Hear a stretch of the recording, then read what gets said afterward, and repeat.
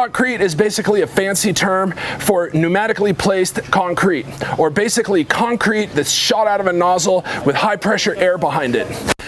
Utilizing this method, we're able to spray vertical walls and fill in big empty negative spaces like this easily, quickly, and effectively.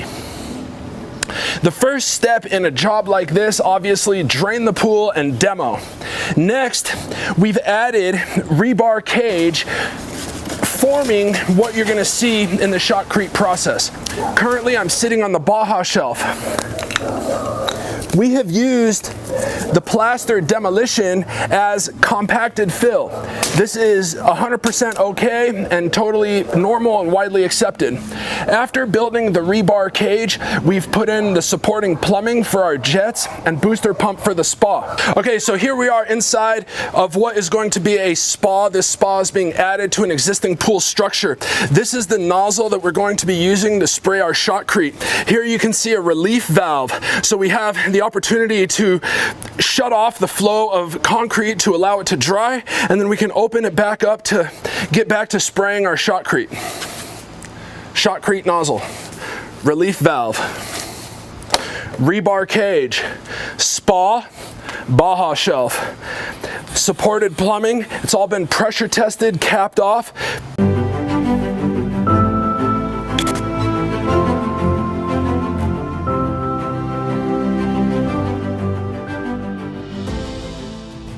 The nozzle man is in radio communication with the trunk and the pump operator out front.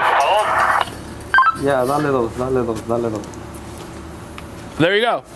He has the opportunity to tell the operator and the pump technician to help control the flow of the mud in the job.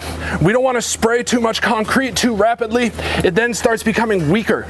You can hear the nozzle man alternating back and forth from the compressed air and a relief. He's doing this to help control the flow and the drying process of the concrete. So the nozzle man out back is being fed by a concrete truck like this. A concrete truck like this carries 10 yards of concrete at a time. It's being fed into this hopper. This hopper both provides the pump action for the mud as well as the pressurized air for the pneumatic placement.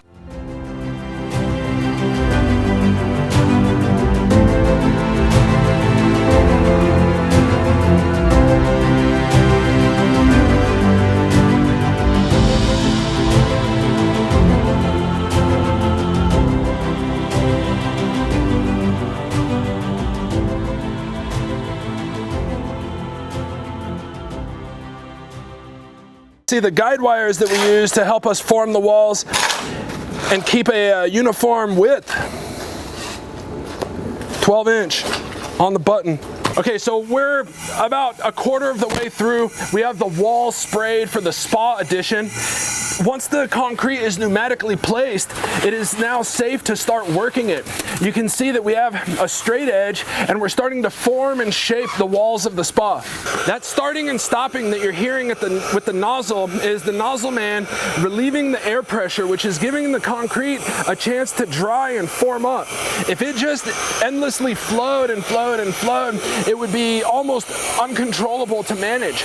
Also, it'd end up with a weaker finished product. That starting and stopping is allowing there to be a little cure time and a little set strength for the mud before we continue. After just a couple of minutes, the concrete is set up enough to where we can start removing the forms. We want to remove the forms so we can get in there with our straight edge and start shaping these walls so that everything is square and shaped properly. What you're seeing here are the guys removing the form board so we can start working the other side of the spa wall.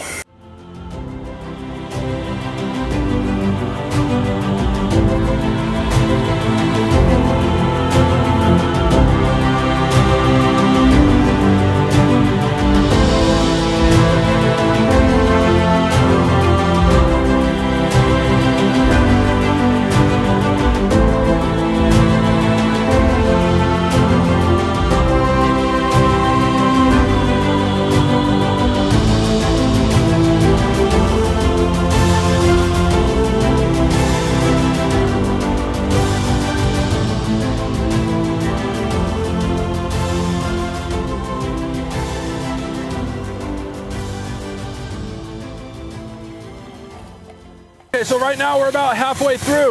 We have the nozzle man filling up the Baja step, and we have a technician here with a straight edge making our walls all flat and straight, grading our concrete so that the finished product is square and looks like it's always been here.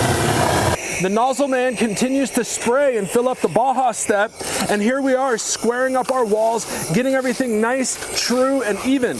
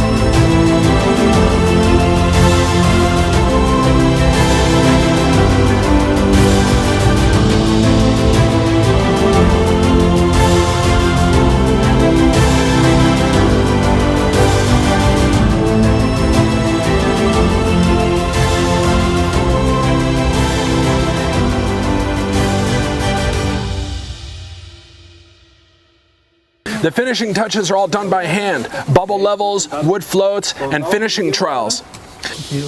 And this is how you shoot Shotcrete. And add a Baja step, and add a spa that wasn't there before, and add entry steps. This is Mike, and thanks for watching this week's feature how-to.